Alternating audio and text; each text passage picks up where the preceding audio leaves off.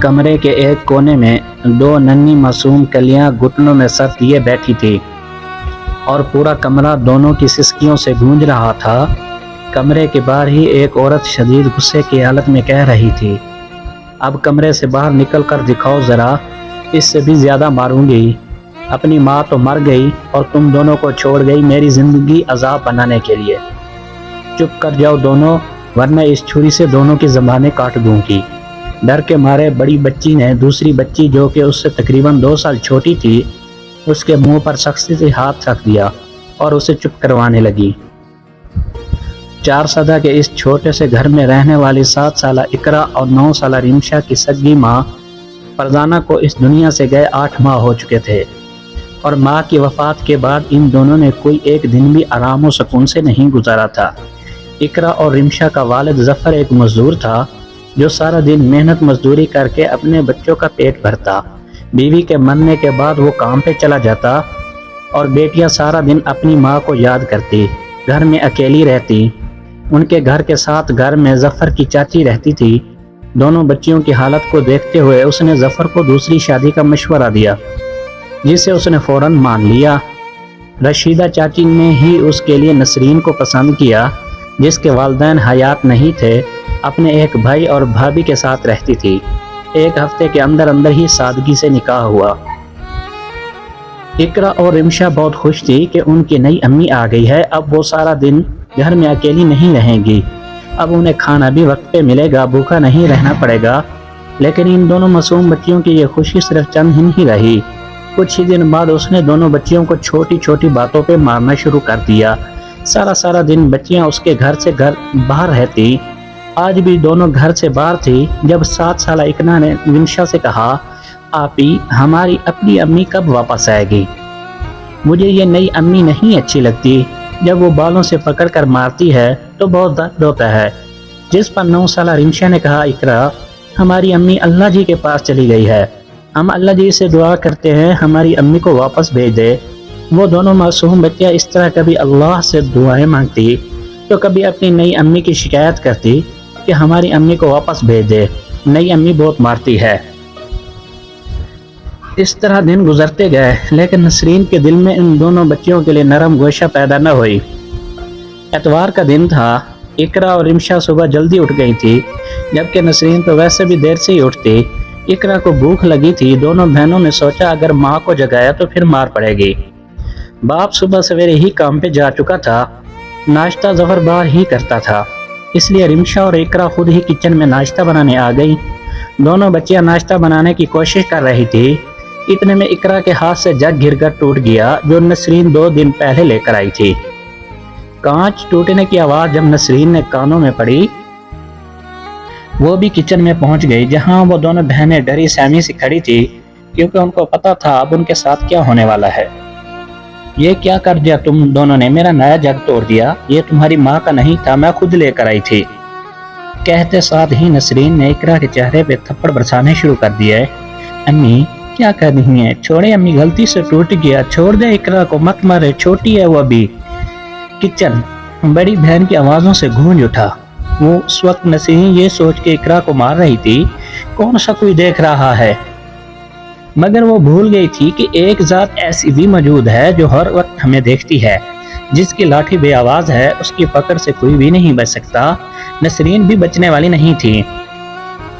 آج میں ابو کو بتاؤں گی کہ آپ ہمیں مارتی ہیں، کھانا بھی نہیں دیتی، ہماری امی ایسی نہیں تھی، بتاؤں گی میں آج ابو کو۔ یہ رمشا تھی جو روتے ہوئے بول رہی تھی کہ شاید یہ ظالم عورت بس کر جائے، لیکن اس بات سے اسے مضبوط غصہ آ گیا۔ بتاؤ گی اپنے باپ کو؟ ہاں کیا بتاؤ گی؟ دوبارہ بولو ذرا۔ تم دونوں بہنوں کا ابھی علاج کرتی ہوں، رکو۔ دونوں بہنوں کو بالوں سے پکڑ کر وہ کمرے میں لے گئی اور اندر سے دروازہ بند کر دیا۔ رشیدہ چاچی کی 2 پوتیاں جو کہ اقرا اور رمشا کی سہیلیاں تھیں اور روز چاروں ساتھ کھیلتی تھیں، وہ آج بھی ان دونوں کو بلانے آئی تھی، مگر چیخوں کی آوازیں سن کے وہ دونوں رشیدہ چاچی کو بلانے کے لیے واپس بھاگ گئی۔ جب چاچی آئی اور دیکھا تو نسرین دونوں بچیوں کو چھری دکھا کے بول رہی تھی، چپ کر جاؤ دونوں، اب آواز آئی تو دونوں کی زبان کاٹ دوں گی اس چھری سے۔ کیا کر لی ہو؟ یا خدا کا خوف نہیں ہے تمہیں؟ بن ماں کے بچوں کے ساتھ ایسا سلوک کرتے ہو؟ اندر کا منظر دیکھ کر الفاظ ان کے منہ میں رہ گئے۔ کمرے کے ایک کونے میں دونوں بچیاں موجود تھی، ڈری سہمی سی، سر کے بال بے دردی سے کٹے ہوئے تھے۔ نیچے زمین پہ دونوں بچیوں کے بال بکھرے ہوئے تھے جو کچھ دیر پہلے ہی نسرین نے بے دردی سے کاٹ چکی تھی۔ یہ منظر دیکھ کے رشیدہ چاچی کا دل خون کے آنسو رو رہا تھا۔ دونوں بچیوں کا سر بھی کینچی لگنے سے زخمی ہو چکا تھا۔ جہاں سے خون نکل رہا تھا اس وقت رشیدہ چاچی کو اس سب کا ذمہ دار اپنا آپ لگا، کیونکہ وہی نسرین کو اس گھر میں لائی تھی۔ شرم نہیں آتی تمہیں؟ کیا تمہارے دل میں خدا کا خوف بالکل بھی نہیں؟ تم خود بھی ایک عورت ہو، کیسے کر سکتے ہو ان بن ماں کی بچیوں پہ ایسا ظلم؟ تمہاری شادی میں نے ظفر سے کروائی یہ سوچ کر کے تم ان بچیوں کو ماں کا پیار دو گی، لیکن تم نے ان کی یہ حالت کر دی۔ کیا تم یہ بھول چکی ہو کہ اللہ اس شخص پر رحم نہیں کرتا جو لوگوں پر رحم نہیں کرتا؟ تم سے اس سب کا بدلہ اللہ ہی لے گا۔ آج ظفر کو آنے دو، میں کرتی ہوں کوئی فیصلہ۔ اب میری بچیاں مزید تمہارے ساتھ نہیں رہ سکتی۔ رشیدہ چاچی غصے سے بول رہی تھی، ٹھیک ہے کہہ دینا ظفر سے جو کہنا ہوا۔ اب ایسی بھی کیا قیامت آ گئی جو ان کو ہلکا سا مار لیا یا ڈانٹ دیا؟ اگر یہ مجھے تنگ کریں گی اور میں انہیں کچھ کہوں گی تو کون سا قیامت آ گئی؟ ہلکا سا یہ تمہیں ہلکا لگ رہا ہے؟ ان بچیوں کے بال کاٹ دیے، سر زخمی کر دیا، تم کہہ رہی ہو ہلکا سا ڈانٹ دیا؟ اللہ ہی اس کا حساب لے گا تم سے۔ اقرا، رمشا، ڈرنے کی ضرورت نہیں ہے بیٹا، چلو دونوں میرے ساتھ۔ اور رشیدہ چاچی دونوں کو اپنے ساتھ گھر لے گئی۔ شام کو ظفر کے گھر آتے ہی نسرین نے رونا دھونا شروع کر دیا۔ کیا میرا اتنا بھی حق نہیں ہے؟ آپ کی بیٹیوں پہ جو ذرا سا ڈانٹنے پہ آپ کی چاچی نے میرے گھر میں ہی بے عزت کیا اور ان دونوں کے لے گئی یہاں سے۔ نسرین زور شور سے رونے کا ڈرامہ کرنے میں مصروف تھی۔ تم رونا بند کرو، میں ابھی ان دونوں کو واپس لے کر آتا ہوں۔ کہتے ہی ظفر اٹھا اور رشیدہ چاچی کے گھر کی طرف چل پڑا۔ وہاں رشیدہ چاچی کے گھر اقرا کے دو چاچا لطیف اور عرفان آئے ہوئے تھے۔ دونوں بچوں کی حالت دیکھ کے کافی غمگین ہو گئے تھے۔ رشیدہ چاچی نے اقرا اور رمشا کے زخم صاف کیے اور اپنی پوتیوں کے صاف کپڑے اور دونوں بہنوں کو پہنا کر ان کے سر کو سکاف سے ڈھانپ دیا۔ ابھی کچھ ہی دیر گزری تھی کہ دروازے سے ظفر اندر داخل ہوا۔ رشیدہ چاچی سے سلام دعا کے بعد انہوں نے اقرا اور رمشا کو ساتھ چلنے کا کہا، جس پر چاچی نے ان کو صبح کا سارا واقعہ بتایا۔ اپنی آنکھوں سے اپنی بیٹیوں کی ایسی حالت دیکھنے کے بعد ظفر غصے سے پاگل ہو گیا اور فوراً اٹھ کے اپنے گھر کی طرف چل پڑا۔ رشیدہ چاچی، ظفر کے دونوں بھائی اور بیٹیاں بھی ان کے پیچھے بھاگی۔ اندر داخل ہوتے ہی ظفر غصے سے نسرین کی طرف بڑھا۔ کتنی جھوٹی اور مکار عورت ہو تم، میری بیٹیوں کی یہ حالت کر کے اب خود مظلوم بننے کی کوشش کر رہی ہو، چھوڑوں گا نہیں میں تمہیں۔ اس سے پہلے کہ ظفر نسرین پہ ہاتھ اٹھاتا، رشیدہ اور ظفر کے دونوں بھائیوں نے آگے بڑھ کے اسے روکا۔ بہرحال نسرین کو کسی قسم کا پچھتاوا نہیں تھا۔ وہ ایک ہی بات کر رہی تھی ظفر سے کہ میں تمہاری بیٹیوں کی نوکر نہیں ہوں، مجھے الگ گھر لے کے دو یا مجھے طلاق دو۔ لڑائی بہت بڑھ گئی تھی۔ رشیدہ چاچی اور ظفر کے بھائی اس کا گھر برباد نہیں کرنا چاہتے تھے، اس لیے لطیف اور عرفان نے فیصلہ کیا ظفر دوسرا گھر نہیں لے سکتا، اس کے پاس اتنے پیسے نہیں تھے تو وہ محنت مزدوری کرتا تھا، اس لیے انہوں نے ظفر کو منایا کہ اقرا اور رمشا کو ہم لے جاتے ہیں، یہ دونوں اب ہمارے ساتھ رہیں گی۔ بہت مشکل ہی صحیح لیکن ظفر مان گیا۔ اسی طرح اقرا اور عرفان کے ساتھ رمشا لطیف کے ساتھ ان کے گھر چلی گئی۔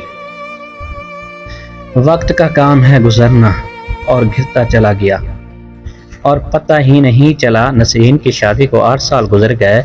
اقرا 15 اور رمشا 17 سال کی ہو گئی، مگر نسرین کو اللہ نے اولاد کی خوشی نہیں دی۔ جو دوسری کی اولاد پہ ظلم کرتے ہیں ان کی خوشیاں نہیں دیکھ سکتے، وہ خود بھی کبھی خوش نہیں رہ سکتے۔ کسی بھی ڈاکٹر کا کوئی بتاتا تو نسرین وہاں علاج کے لیے پہنچ جاتی۔ 8 سال کے لمبے عرصے بعد نسرین کو ڈاکٹر نے خوشخبری تھی کہ وہ ماں بننے والی ہے۔ اس کی خوشی کے انتہا نہیں تھی۔ وہ ہر وقت سوچتی رہتی، میں اپنے بچے کو دنیا کی ہر آزائش دوں گی، بڑے سے بڑے سکول میں پڑھے گا میرا بچہ۔ ان دونوں اس نے کام کے لیے ملازمت بھی رکھ لی تھی۔ ظفر بھی بہت خوش تھا۔ آخر وہ دن بھی پہنچ گیا جس کا نسرین کو بے صبری سے انتظار تھا۔ ہسپتال میں بیڈ پر پڑی وہ منتظر نگاہوں سے دروازے کو دیکھ رہی تھی، کب اس کے بچے کو اس کی گود میں دیا جائے گا۔ اتنے میں دروازے سے ظفر اندر داخل ہوا، جس کی گود میں محرون کمبل میں لپٹا ایک بچہ تھا۔ اس کے پیچھے کچھ ڈاکٹرز بھی آ رہے تھے۔ نسرین نے ظفر کو دیکھتے ہی کہا، شکر ہے ظفر تم آ گئے، کہاں چلے گئے تھے؟ مجھے میرا بچہ تو دکھاؤ۔ ظفر نے اس چھوٹے سے بچے کو نسرین کی گود میں دیا۔ نسرین نے جیسے ہی بچے کے چہرے اور سر سے کمبل کو ہٹایا وہ لرز کر رہ گئی۔ بچہ باقی تو ٹھیک تھا مگر اس کی کھوپڑی کی کھال نہیں تھی، سر کے اندر موجود دماغ وغیرہ سب نظر آ رہا تھا۔ ظفر نے جلدی سے بچے کو واپس لیا اور کانپتی ہوئی نسرین کو سنبھالنے لگا جس کا چہرہ پیلا پڑ چکا تھا۔ آج 2 ہفتے گزر چکے۔ نسرین اور ظفر پہ وہ قیامت گزرے رات کے 2 بج رہے تھے جب پیاس کی شدت سے نسرین کی آنکھ کھلی۔ کچن میں پانی پیتے ہوئے اچانک اسے وہ سب یاد آیا جو وہ 8 سال پہلے اقرا اور رمشا کے ساتھ کر چکی تھی، اور اپنا ننھا سا بیٹا بھی۔ رات کے اس پہر کچن میں کھڑی نسرین کے کانوں میں مسلسل ان بچیوں کی آواز گونج رہی تھی، امی مت ماریں، اقرا کو امی چھوڑ دیں، میرے بال نہ کاٹیں، مت کریں امی، صرف ایک دفعہ معاف کر دیں، اس کے بعد کبھی آپ کو تنگ نہیں کریں گے۔ شاید اپنی اولاد کو ایسی حالت میں ہی دیکھنا تھا جو آج نسرین ان معصوم بچیوں کے درد کو محسوس کر رہی تھی۔ چیخ چیخ کر روتے ہوا کچن میں ہی زمین پر بیٹھ کر اللہ سے معافیا مانگنے لگی۔ رونے کی آواز سن کر ظفر بھی بھاگتا ہوا کچن میں آیا۔ کیا ہوا نسرین، کیوں رو رہی ہو، بتاؤ مجھے کیا ہوا ہے؟ ظفر نے حواس پاکتا ہو کے پوچھا۔ ظفر مجھے اقرا اور رمشا کے پاس لے چلو، خدا کے لیے مجھے ان کے پاس لے چلو، میں ان سے معافی مانگنا چاہتی ہوں۔ آج اپنے اس حالت کے ذمہ دار میں خود ہوں، نہ میں ان پہ ظلم کرتی نہ آج میرے ساتھ یہ سب کچھ ہوتا۔ جب تک وہ مجھے معاف نہیں کریں گی اللہ بھی مجھے معاف نہیں کرے گا، مجھے لے چلو ان کے پاس۔ زاروں قطار روتے ہوئے نسرین نے ظفر سے کہا ابھی رات بہت ہو چکی ہے، میں کل صبح تمہیں ان کے پاس لے جاؤں گا۔ ظفر نے کہا اور اس سے سہارا دیتے ہوئے کمرے میں لے آیا۔ اگلے دن صبح سویرے ہی ظفر اور نسرین عرفان اور لطیف کے گھر روانہ ہوئے۔ اقرا اور رمشا اپنی چاچی کے ساتھ کچن میں ان کا ہاتھ بٹانے میں مصروف تھی۔ جب باہر سے باتوں کی آوازیں آنے لگی، لگتا ہے کوئی آیا ہے، چلو چل کے دیکھتے ہیں، عرفان کی بیوی نے کہا، اور تینوں باہر آ گئیں۔ باہر کا منظر دیکھ کر اقرا اور رمشا کو اپنی آنکھوں پہ یقین نہیں آ رہا تھا۔ جہاں لطیف کی بیوی نسرین سے سلام دعا کرنے میں مصروف تھی، اقرا اور رمشا نے بھی آگے بڑھ کر سلام کے لیے ہاتھ بڑھایا، لیکن نسرین نے ان کا ہاتھ تھامنے کے بجائے دونوں کو گلے سے لگا لیا اور پھوٹ پھوٹ کر رونے لگیں۔ مجھے معاف کر دو بیٹا، میں تم دونوں سے معافی مانگنے آئی ہوں، میں نے تم دونوں کے ساتھ برا سلوک کیا، اس کی سزا بھی مجھے مل چکے ہے، مجھے معاف کر دو، میرے ساتھ گھر چلو۔ جب تک تم دونوں مجھے معاف نہیں کرو گی تب تک اللہ بھی مجھے معاف نہیں کرے گا۔ اقرا اور رمشا نے نسرین کی طرف دیکھا جو بے حد کمزور نظر آ رہی تھی، آنکھوں کے گرد گہرے سیاہ حلقے موجود تھے، وہ بہت بیمار نظر آ رہی تھی۔ دونوں بہنیں نے اسے معاف تو کر دیا تھا مگر ساتھ چلنے سے انکار کر دیا تھا۔ اب واپس وہ دونوں اس گھر میں نہیں جانا چاہتی تھیں، وہ اس گھر میں وہ بے حد خوش بھی تھی۔ 2 دن وہاں گزارنے کے بعد نسرین اور ظفر واپس آ گئے۔ آج ظفر کام پہ چلا گیا تھا جبکہ نسرین گھر میں بالکل اکیلی تھی۔ آج پہلی بار اسے اس تنہائی سے خوف آ رہا تھا مگر اب کچھ نہیں ہو سکتا تھا، یہی تنہائی اور اکیلا پن اس کا مقدر بن چکا تھا۔